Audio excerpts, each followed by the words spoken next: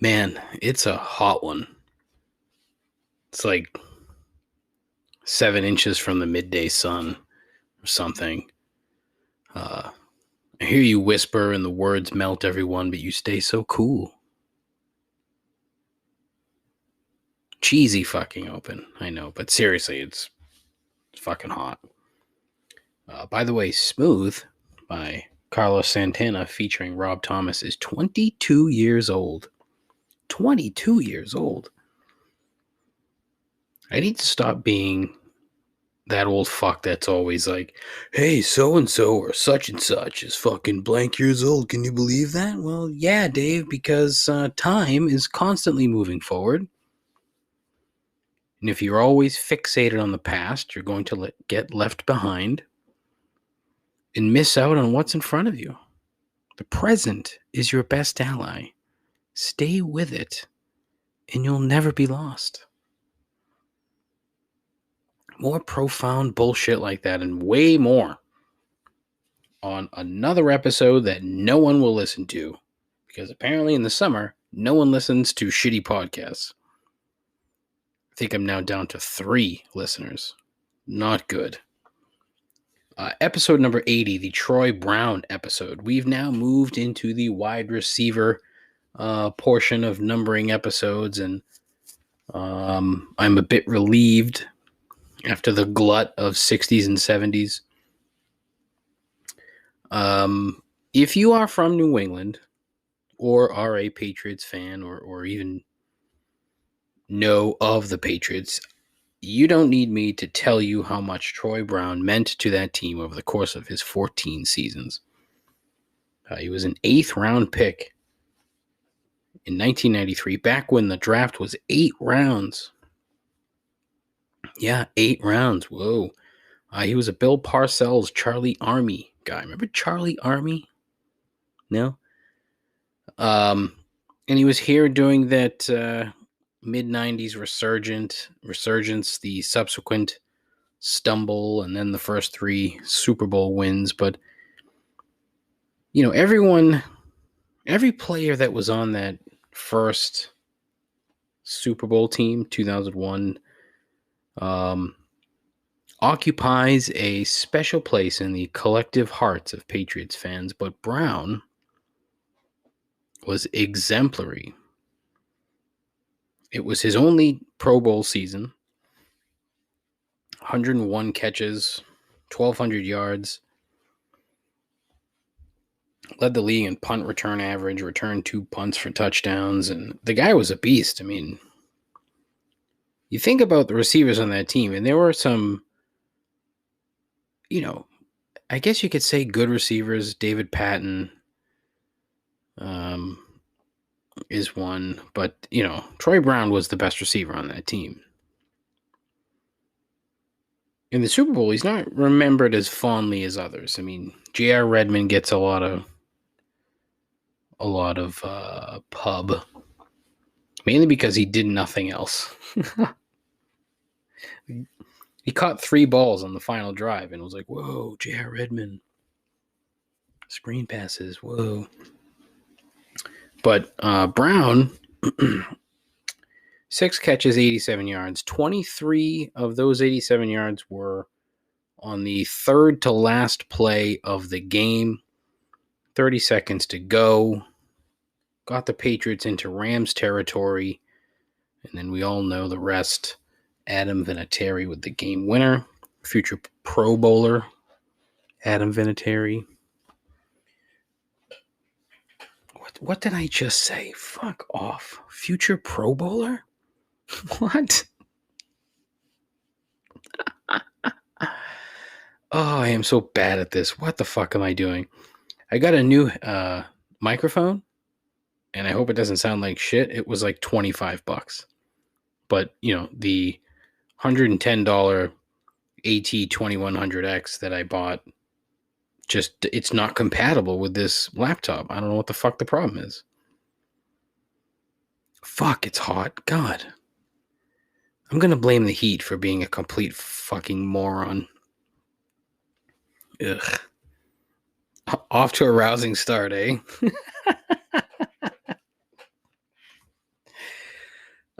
my God. So all that right here, right now, on Complaints and Observations. Still, the most less than average podcast on the internet.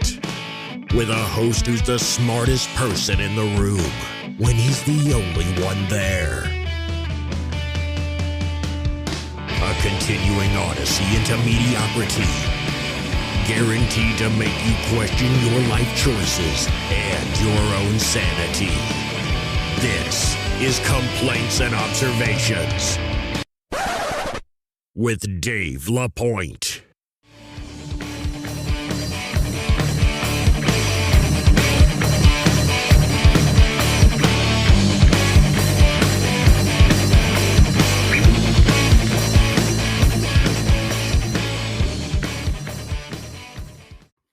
All right. What is up? How are you? Good? Cool. I'm terribly sorry if the open was wicked loud. When I went back when I was done and listened to it, I was like, holy fuck, that's loud. So I had to adjust the setting on this fancy $28 microphone I have. But whatever, I just needed something that wasn't a headset. But how's it going? How are you? Good? Not that, anyone's listening to this, but, I mentioned last week that I thought I put out a pretty good show the week prior and nobody listened.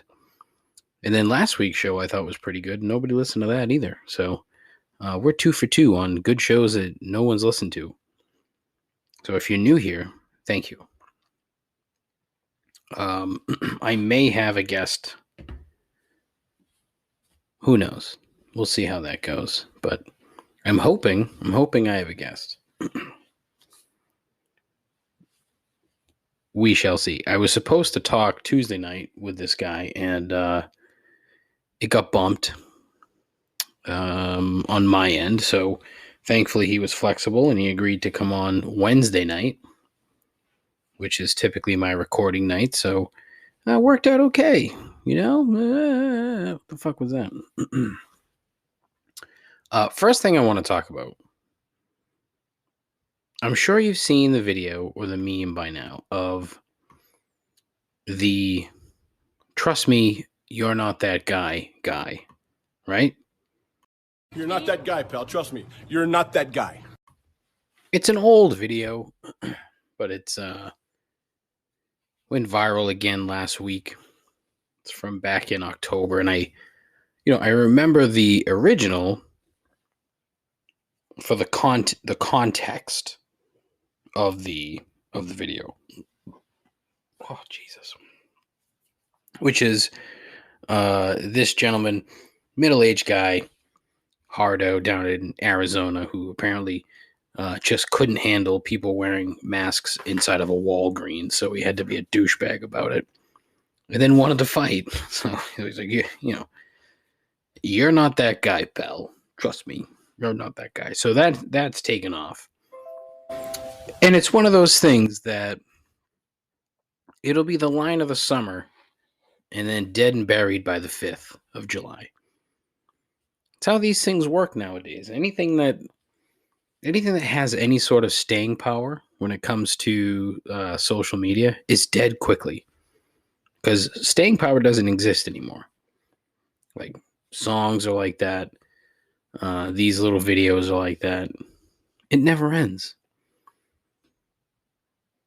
And the old tweet, and I'm sure you've seen this, is that everybody's goal is to not be the main character on the internet ever. Because when that happens, you're fucked. So this dude, everybody fucking knows him again. People knew him. Not that he cares. He's a fucking douchebag.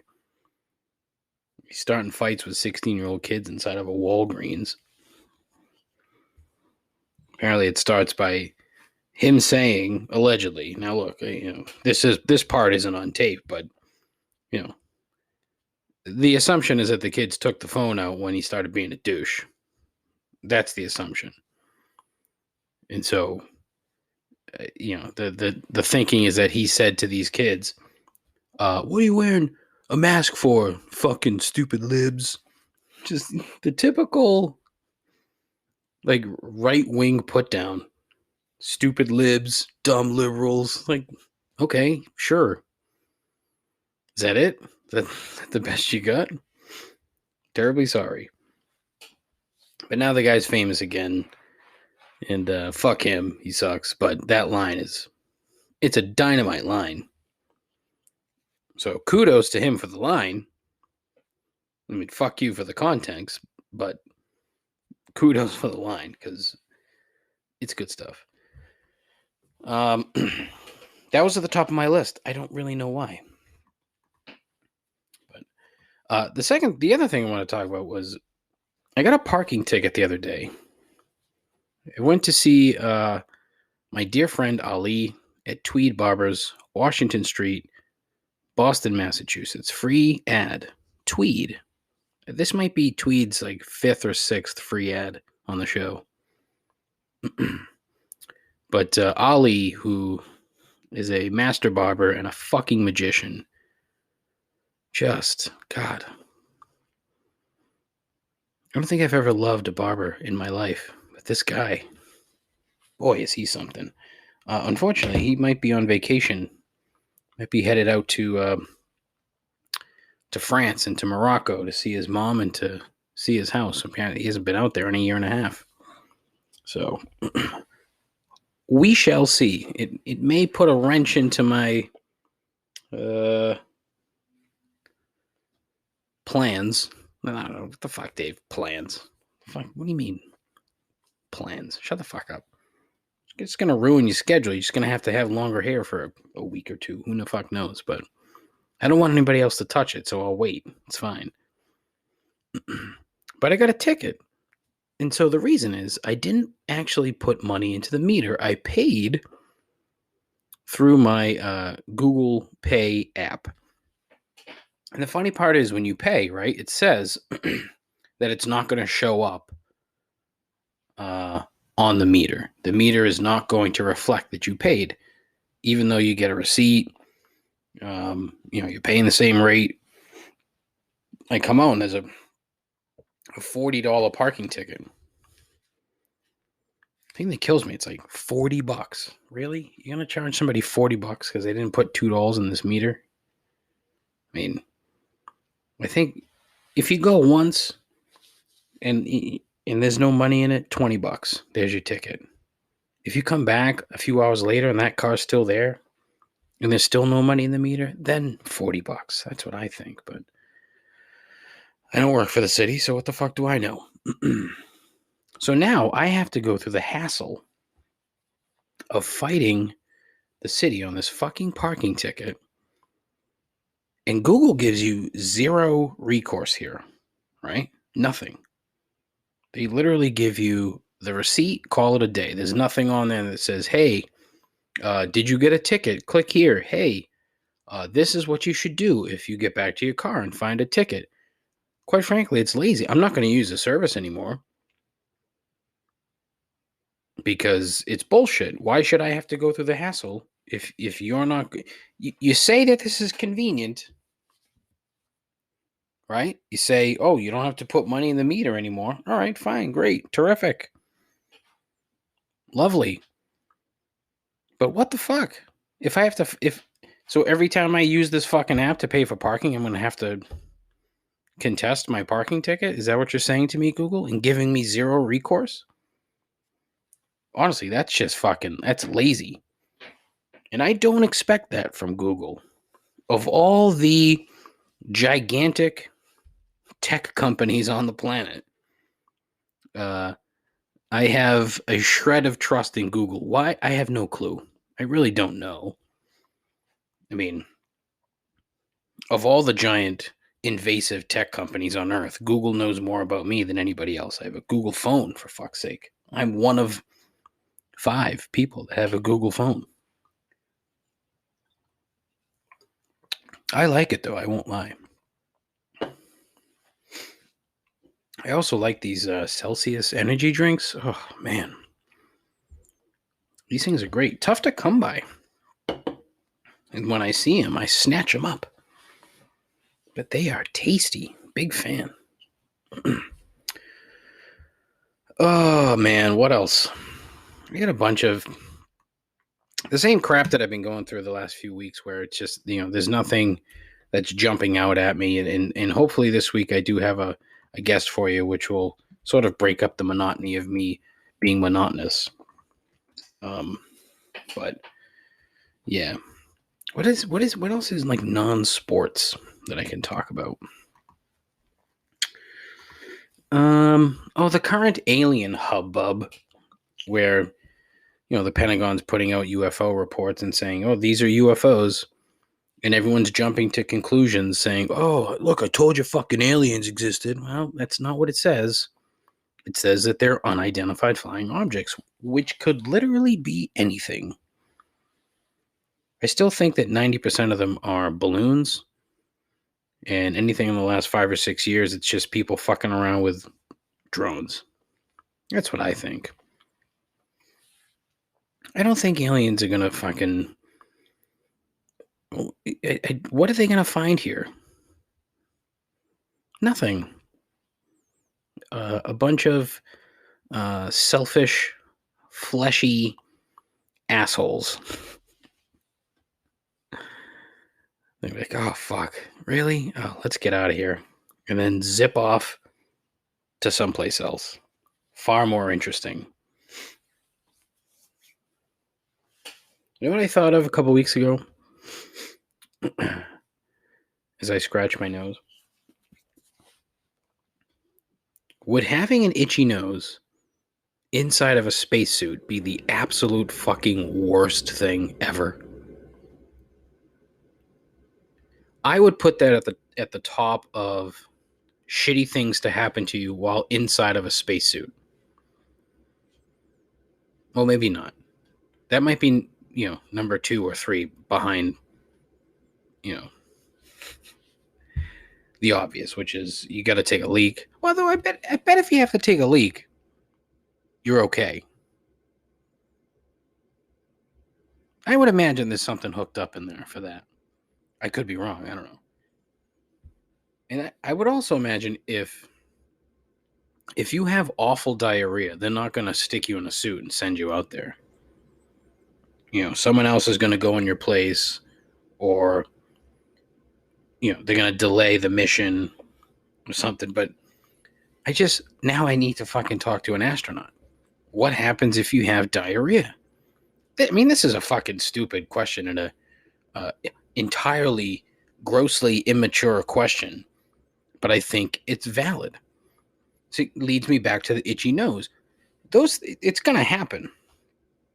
If you're in the fucking spacesuit, it's not like you can, put your hand up and rub your nose. I mean, can they take their arm out of the sleeve and put their head, their hand like up into their face or something? I don't know. But man, you fucking sit there and you're doing the thing with your nose, constantly moving around, trying to kill the itch. It's like when you're getting an MRI, and you can't move, and you have an itch. You're like, what the fuck? What the fuck do you do? And your brain is just fixated on that itch. And you're telling your brain, hey, can we put the fucking kibosh on this thing? I can't fucking move. Yeah, deep thoughts, man. Deep thoughts. But honestly, that would suck. That would be a shitty situation. I mean, you're tethered to, I don't know, something. What are you like? Are you tethered to the shuttle or to the space station or whatever? They don't even use shuttles anymore. But you're doing your spacewalk. You're tethered to this thing. One false move and you're sucked out into the vacuum of outer space, never to be seen or heard from again. Oh boy. And the whole thing would get fucked up by an itchy nose. Oh, that's awful. It really is so bad. so let's talk about a couple of things here. I was supposed to have a guest. In fact, I did have a guest. A guest by the name of Nolan Murphy. Apparently, he's from Massachusetts. Worcester Polytechnic Institute legend, Nolan Murphy. One time, as he deemed it, mini-nemesis of associate producer Dave. We had a half-hour conversation. It was fucking fantastic. Honestly, it was a great conversation. Talked about baseball. We talked about AP Dave. We talked about NC State and the NCAA. All kinds of shit. I think I may have found my muse, because this kid was fucking. He was fantastic. I loved it. And for whatever reason, the fucking recording did not download. Don't know why. Don't know what the fuck happened. Just didn't fucking download. Nothing. I have nothing here.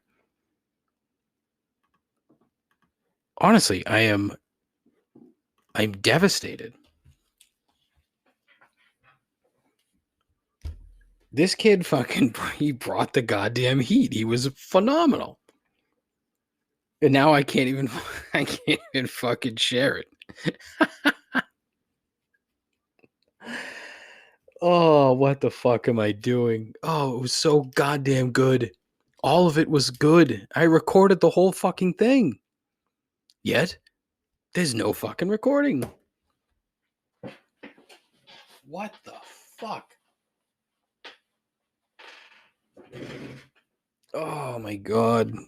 Oh, I am so fucking bad at this. I am so fucking bad. You know, it's funny. I say they, hypothetical they, the royal they.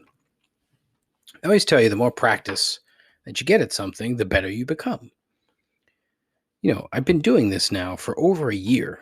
You would think that I would have this down. I still have no fucking earthly clue what I'm doing. And it has not improved one fucking lick. In my defense, I know for certain that I recorded that fucking interview. I know for certain. And yet, for some weird fucking reason, there's nothing here. I am. Oh God! I'm so fucking mad.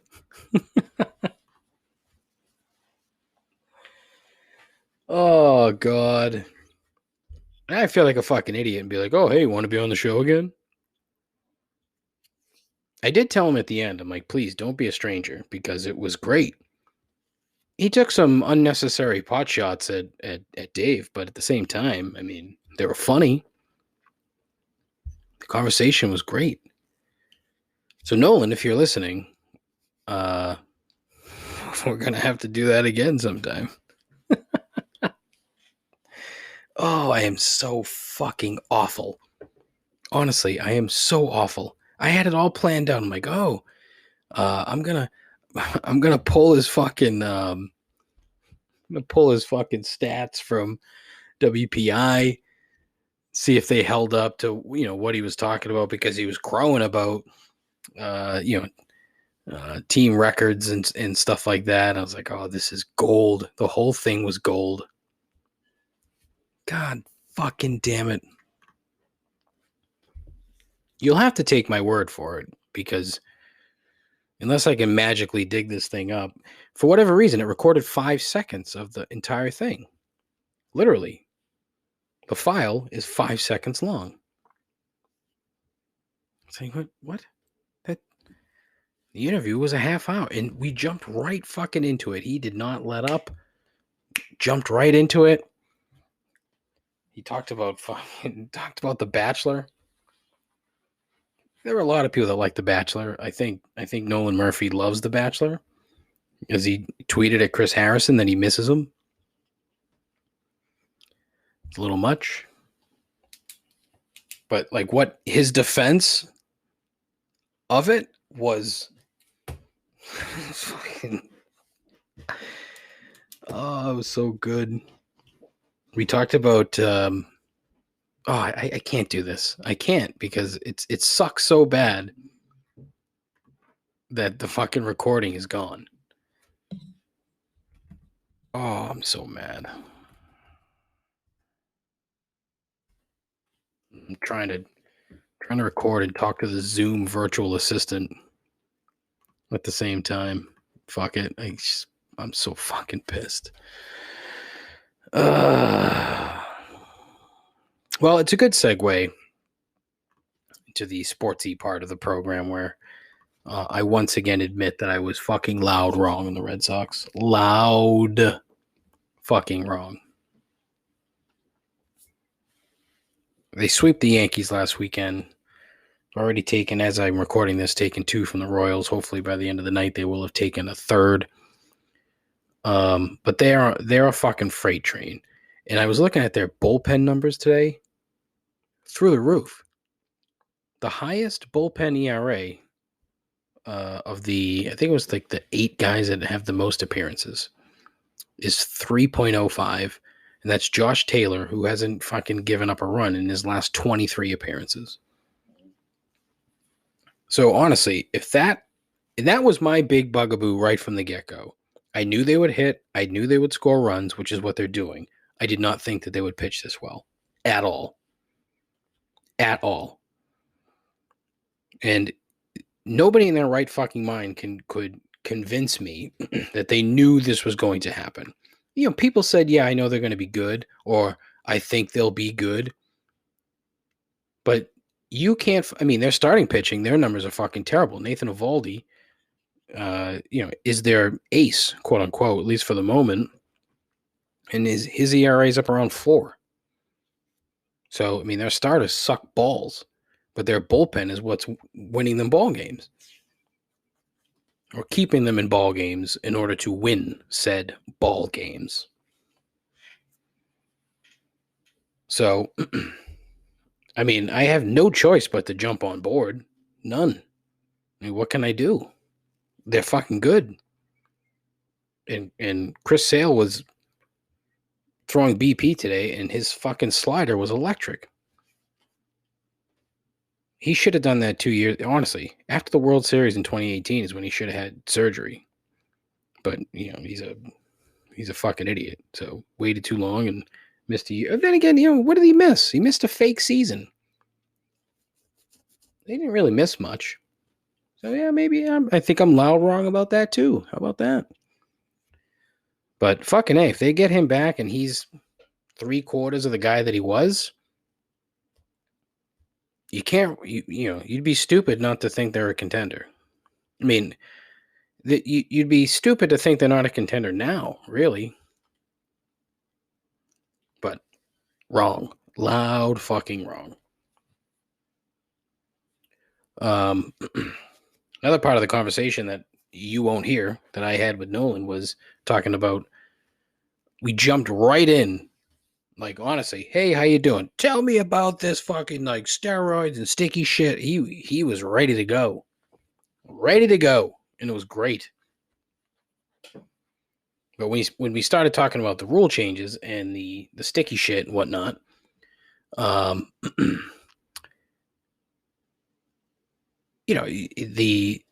my point was, I find it hilarious when you see guys having to learn how to pitch all of a sudden because they've been doing it a certain way their entire career.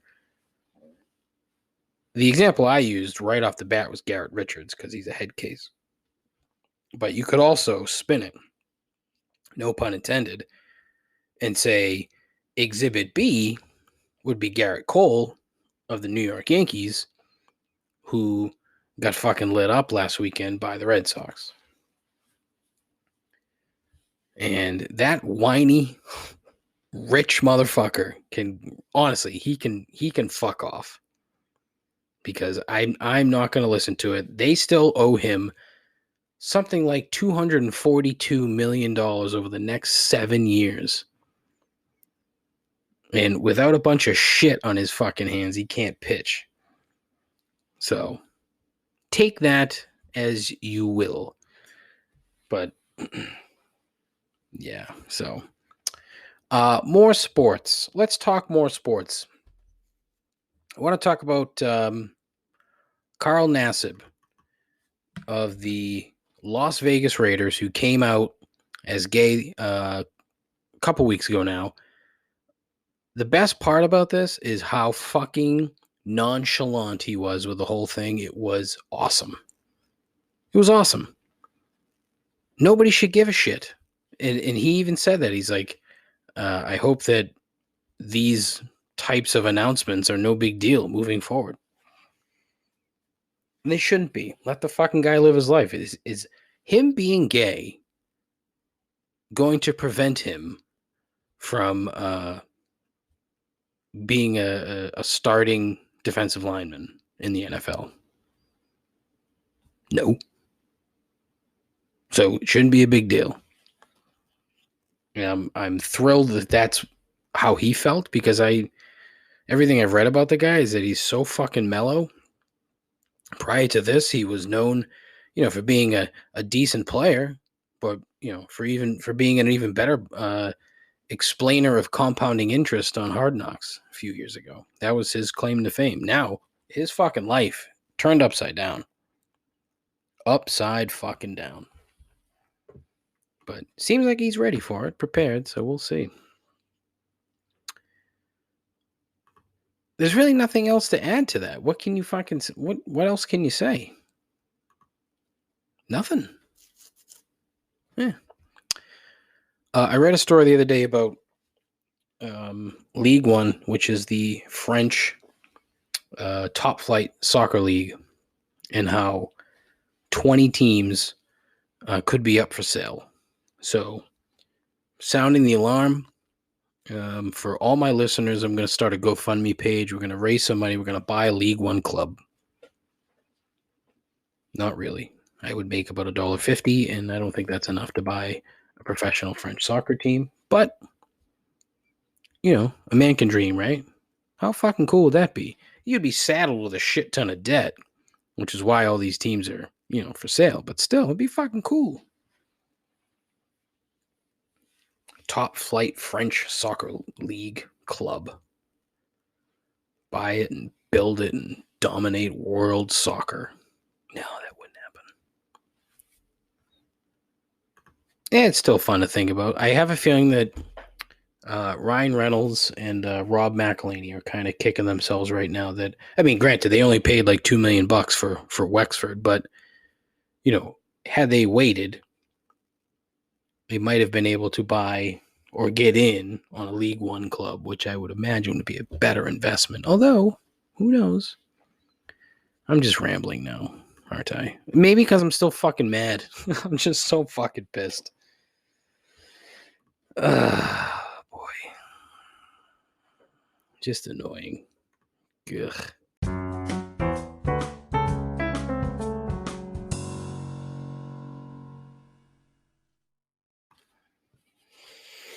All right. As it is Thursday, it's time for 3 gripes. We're getting to this early in the show because, as I've was previously bitching about, I managed to fuck up an entire interview that was really fucking good.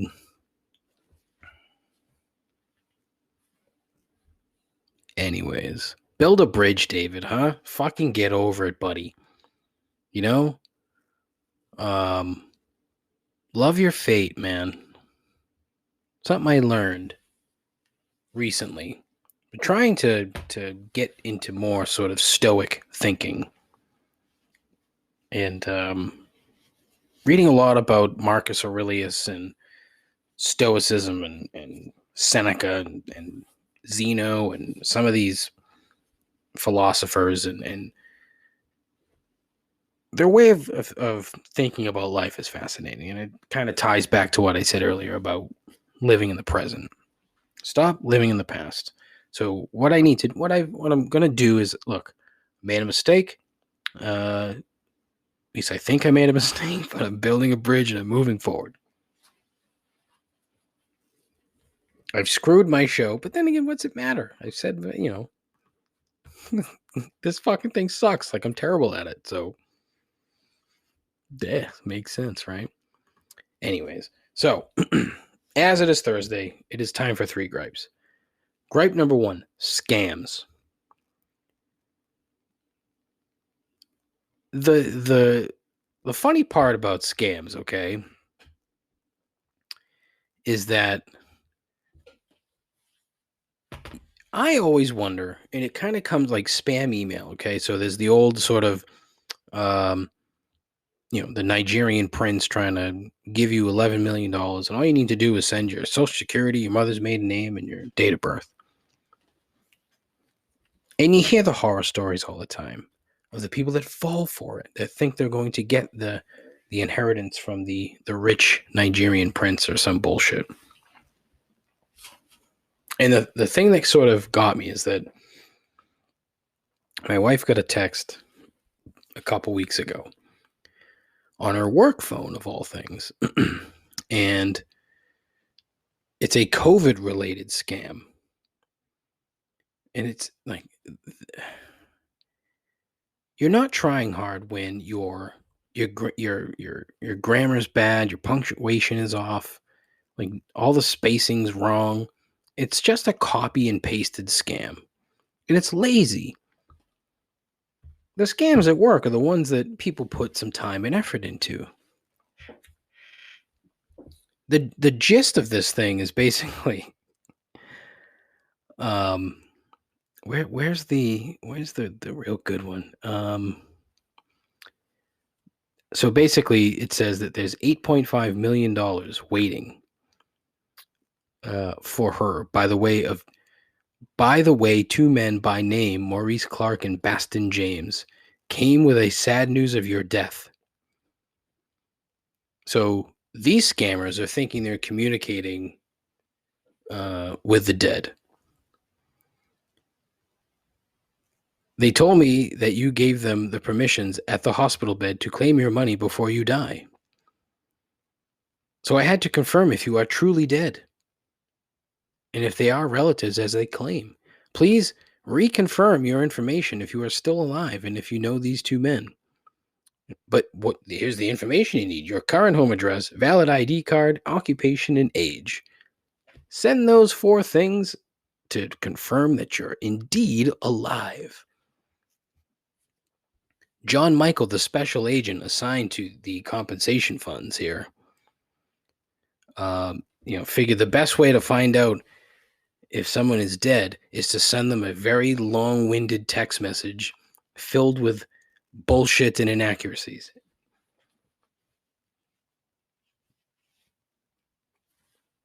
Don't get it. Like, what are you hoping to gain there? Do you really think that you're going to be able to steal an identity or 2 from that text message? Get the fuck out. No way. I understand, look, there are a lot of stupid people out there. A lot of stupid people. In fact, I just got done watching a New York Times video on the insurrection, and I would almost venture a guess that a vast majority of that crowd would probably fall for this fucking scam. I ain't fucking dead. Stop the steal. All right, too much politics. But yeah, scams. Like, what are we doing here? Like, put a little effort into this shit, right? Gripe number 2, the NCAA. I am so fucking sick and tired of talking about the NCAA. Honestly, I'm tired of it. The other day, College World Series, NC State. Semifinals of the College World Series are about to take on the defending champions, Vanderbilt. It comes out that somebody on the team has tested positive for the Rona. The Rona's still fucking getting in the way of shit, folks. Not entirely over. It's getting close, but not entirely. For those of us that have been vaccinated, it's pretty much over. It's not over for everybody, so hold your horses, all right? So the NCAA having this big event, and they're having a fucking fantastic college baseball season. I mean, electric. It's been great. We get to Omaha, of all fucking places. We get to Omaha, and we're going to let in 27,000 people or so to watch the College World Series, right? But no testing, no masking, nothing. It's a free-for-all because it's the middle of nowhere, America, and they're falling for fucking text message scams. However, here we have an issue with a player possibly having COVID, and you have all sorts of, the usual contact tracing and everything else, and it gets to the point where the NCAA says, I'm sorry, NC State, your season is over. You have to forfeit. Moving on. These fucking two-faced hypocrites just fucking screwed 30 kids or more out of their dream season. They weren't supposed to be in the semifinals of the College World Series, yet there they are. And now it's being taken away from them because of the NCAA being as NCAA as you can get. The argument here, of course, is that if they were vaccinated, they wouldn't have this problem. But to me, two totally different arguments, okay? The NCAA cannot and should not be telling NC State that they can't play when they've just let 27,000 fucking people into the building to watch the game. You cannot have it both ways. Pick one. At the very least, put the fucking kids who weren't connected.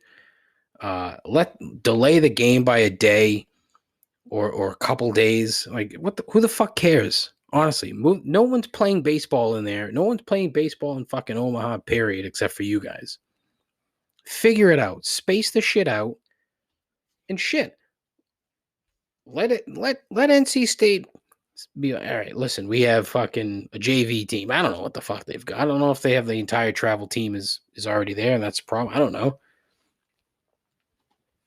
It's got to be a club baseball team at NC State. Throw some fucking uniforms on them and put them out there. Give them a fighting chance instead of just making them forfeit and walk home with fucking tears down their face. Because goddamn, it's just they did the same fucking bullshit with the women's golf tournament. The same fucking thing. Oh yeah, the course isn't playable, so we're just gonna move on. We're just going to have the top-ranked teams move on. Everyone below them, fuck you. See you later. I want that whole organization to fucking burn. Like, they're just the fucking worst, and they're so full of themselves. I fucking hate them so much. And there's no personal connection to them whatsoever. I don't even know why I care so much. Like, I don't even really care that much about college sports, yet they just fucking burn my ass to no end. Man. Gripe number 3, working in retail. Now, I don't work in retail anymore. I haven't for a very long time, but I did for a solid decade plus. And it fucking sucked. It's awful. And the only reason I'm bringing this up is because I was listening to my buddy Corey, his podcast, There You Go, with Corey Crow. It rhymes. And he still works in retail. The fucking poor motherfucker. I feel so goddamn bad for Corey that he still puts up with this bullshit. And if I'm not, I'm pretty sure he worked for one of the major drugstore chains. And he was talking about his manager and taking a vacation and quitting and everything else. And honestly, it's the fucking worst. I don't understand how someone would fucking subject themselves to that. And there's a reason that there are so many labor problems right now in the restaurant industry, the retail industry, other industries. They don't pay anything. They don't give a fuck about their employees. And it's awful. Like the conditions typically are it's not like it's harsh work. It's not hard work. It's annoying bullshit work. And having to deal with the public constantly is just so fucking trying. Like, honestly, you want an example? Here, if you've never worked in retail, okay, and you want to see what it's like, put on a red t-shirt and walk into Target and spend like an hour just sort of walking around Target and let the people that are shopping there stop and ask you questions constantly. Dumb fucking questions. Try that out. See how it goes. You're going to fucking hate it. You're going to tear that shirt off in maybe 30 minutes and then tear your fucking hair out of your head. Now imagine doing that every fucking day. I will never do that again. I'll never go back. When I left, I said I'm never going back. God damn.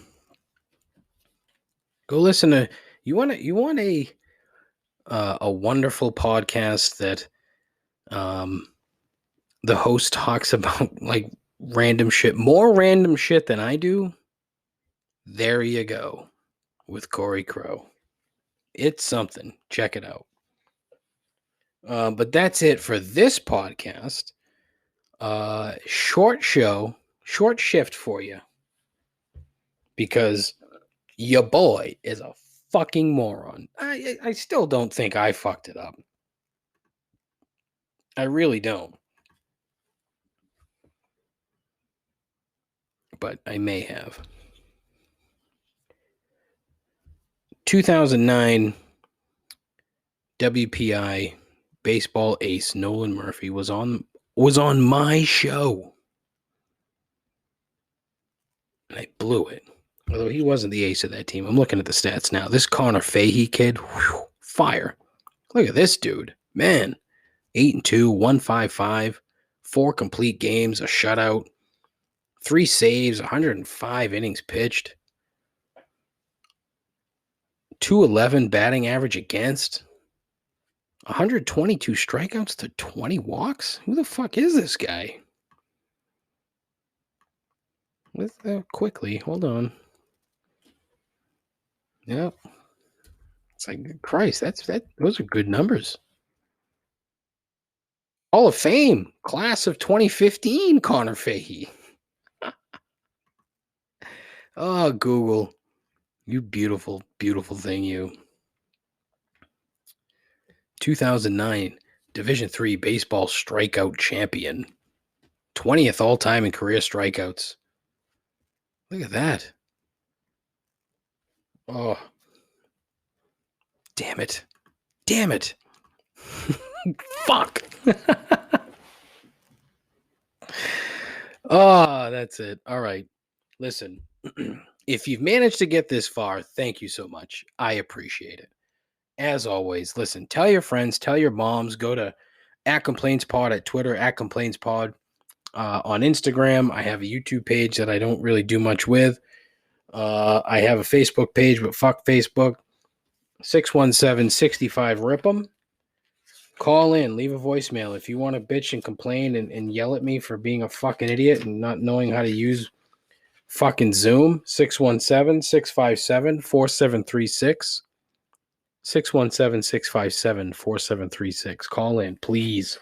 For the love of fucking Pete. For Pete's sake. Call in. Right? If you're listening to this shit and you haven't called in yet, fuck you. Don't be a fucking dick. And then go watch Ted Lasso. Because it's the greatest television show ever. Planting my flag. Planting my flag in that one. That's it. Listen, tell your friends. Take care of yourself. Take care of each other. Godspeed. Ta-ta.